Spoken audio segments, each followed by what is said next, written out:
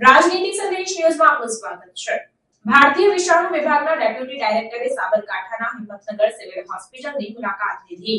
સાબરકાંઠા સહિત સમગ્ર ગુજરાતમાં ચાંદીપુરા વાયરસનો કહેર વધી રહ્યો છે, ત્યારે ભારતીય વિષાણુ વિભાગના ડેપ્યુટી ડાયરેક્ટરે સાબરકાંઠાના હિંમતનગર સિવિલ હોસ્પિટલની મુલાકાત લીધી હતી, જ્યાં તેમણે ચાંદીપુરા મામલે 427 જેટલા માનવીઓના તેમજ 10 જેટલા પશુઓના સેમ્પલ હિંમતનગરની મેડિકલ કોલેજમાં જમા કરાવી ચાંદીપુરા વાયરસ મામલે પાયારૂપ જાણકારી આપી હતી। ગુજરાત સહિત સમગ્ર સાબરકાંઠા જિલ્લામાં છેલ્લા કેટલાક સમયથી ચાંદીપુરા વાયરસનો કહેર વધતા ભારે ભયનો માહોલ સર્જાવા પામ્યો છે, ત્યારે ભારતીય વિષાણુ વિભાગના ડેપ્યુટી ડાયરેક્ટરે સાબરકાંઠાના હિંમતનગર સિવિલ હોસ્પિટલની મુલાકાત કરી હતી, જ્યાં ભારતીય વિષાણુ વિભાગના ડેપ્યુટી ડાયરેક્ટર ડોક્ટર વિજય પી બોંદ્રેએ જણાવ્યું કે ચાંદીપુરા વાયરસની ઓળખ 1956માં થઈ છે, પરંતુ આ વાયરસ તેની પહેલાથી પણ હયાત છે, તેમજ તેના ફેલાવાનું કારણ માખી મચ્છર બને છે। જો માખી મચ્છરને અટકાવવામાં આવે તો ચાંદીપુરા વાયરસ અટકી શકે છે। સાથોસાથ ચોમાસાની ઋતુ દરમિયાન આ વાયરસમાં વધારો થતો હોય છે, ત્યારે આ સિઝન દરમિયાન પરિવાર સહિત જાગૃતતા લાવવી ખૂબ જ જરૂરી બને છે। જો કે હાલમાં આ મામલે ભારતીય વિષાણુ વિભાગના ડેપ્યુટી ડાયરેક્ટર દ્વારા સિવિલ હોસ્પિટલના બાળ રોગ વિભાગના ડોક્ટર સહિત નર્સ અને અન્ય સ્ટાફને પણ જરૂરી સૂચનો આપ્યા હતા, તેમજ ચાંદીપુરા વાયરસ મામલે જાગૃત બની કોઈપણ વ્યક્તિને અતિશય તાવ, માથું દુખવું કે અન્ય લક્ષણ જણાય તો તાત્કાલિક સારવાર મેળવવા માટે अनुरोध કર્યો હતો। ये एक वायरस है जो बड़े एक्सीडेंटली हमारे देश में 1965 में पाया गया था, एक किसी फेब्राइल केस से विदर्भ रीजन ऑफ महाराष्ट्र में। तो सर उसके बाद कुछ केसेस हमने पाई, पर सडनली 2003 में इस वायरस की 200-300 के ऊपर बहुत सारी केसेस आपके तेलंगाना रीजन में पहली बार जून जुलाई महीने में बरसात के मौसम में इसको पाया गया और बहुत सारी डेथ हो गई सर। उसके बाद ये वायरस धीरे धीरे महाराष्ट्र, नागपुर या महाराष्ट्र या गुजरात इन बॉर्डरिंग रीजन में और कुछ एमपी के कुछ बॉर्डरिंग रीजन में हमने इसके निशान पाए हैं।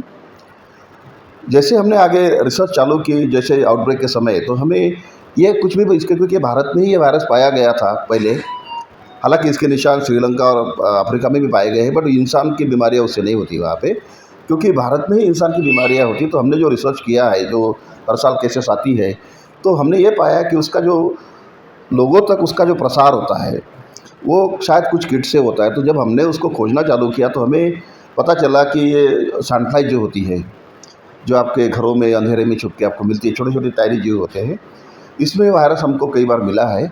तो एक प्रारंभिक ऐसा सोचा जाता है कि सैंडफ्लाई का इंसानों तक इस वायरस को लाने में बहुत सारा रोल है।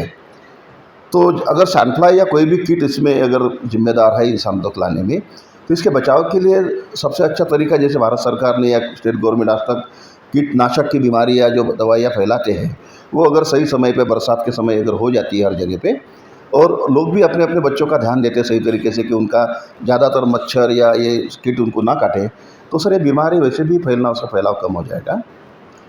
और दूसरा आपका सवाल ये है कि क्या किया जा सकता है। तो जैसा मैंने कहा सर कि ये एक्यूट एन्सेफेलाइटिस सिंड्रोम नाम की जो बीमारी है, इसको हम लोग सिंड्रोमिक अप्रोच में रखते हैं। सिंड्रोमिक इन द सेंस कि ये बहुत सारी बीमारियां जो ब्रेन को डैमेज करती है, उसका जो क्लिनिकल सिम्टम आता है पेशेंट में वो एक जैसा ही होता है। और ज़्यादातर ये बीमारियां बच्चों जो 15 साल के नीचे के हैं, 1 साल से 15 साल या 6 महीने, उन्हीं बच्चों में ज़्यादातर पाई गई है, क्योंकि उनकी इम्यून सिस्टम उतनी अच्छे से उसके प्रगति नहीं हो चुकी होती है। तो इस वायरस को अगर जैसे ही बीमारी होती है तो उसके साथ साथ दूसरी बीमारियां भी जो मच्छरों से या बाकी कीट से होती है, बट उनका जो स्वरूप है थोड़ा सा अलग है। जैसे हम लोग डेंगू की बात करें या जापानीज एन्सेफेलाइटिस की बात करें, तो इसमें बुखार का जो ड्यूरेशन या समय है ये 5-6 दिन का हो सकता है, पर इस बीमारी में बुखार ज़्यादा से ज़्यादा 2 या 3 दिन तक होता है, बड़ा हाई ग्रेड फीवर जिसको हम कहते होता है। और उसके साथ ही बच्चा जल्दी से उसको अल्ट्रा सेंसोरियम या हम उसको कोमेटस या कोमा की तरफ जाता है, बच्चे झटका मारना चालू करेगा। तो जैसे ही आपको कुछ ऐसा बुखार या 2-3 दिन तक बहुत ज़्यादा दिखता है, तो बच्चे के पेरेंट्स किसी भी जो आसपास के सुविधाएं है, चाहे पब्लिक हेल्थ सेंटर्स है या डॉक्टर्स है, उनकी मदद लेके उनको एक बड़े हॉस्पिटल में जहाँ पे पूरी सुविधाएं मिलती है कि अगर बच्चा किसी भी हालत में हो तो उसका बचाव किया जा सकता है। तो सबसे अच्छा तरीका यही है सर। एक तो प्रिवेंशन, आपके आसपास के सराउंडिंग में आप साफ सफाई रखिए, सैनिटाइज का उसको ना पनपने दें, और दूसरा होता है तो ऐसी भी कोई भी प्रॉब्लम आती है तो आप जल्दी से जल्दी डॉक्टर को सलाह लें, डॉक्टर को कंसल्ट करें। और हमारे डॉक्टर के पास सभी फैसिलिटी यहाँ पे है कि उसको कोशिश कर सकते हैं। तो इसी तरह से सर इसका रोकथाम भी कर सकते हैं और उसका जो प्रादुर्भाव या प्रसार होता है उसको हम एक हद तक उसको कम कर सकते हैं। वायरस के बारे में बोला जाए, चंडीपुरा वायरस, तो सर ये बहुत पुराना वायरस है इस देश के लिए। हम लोगों ने 1965 में उसको खोजा था, जो कुछ नागपुर की तरफ विदर्भ रीजन है महाराष्ट्र का।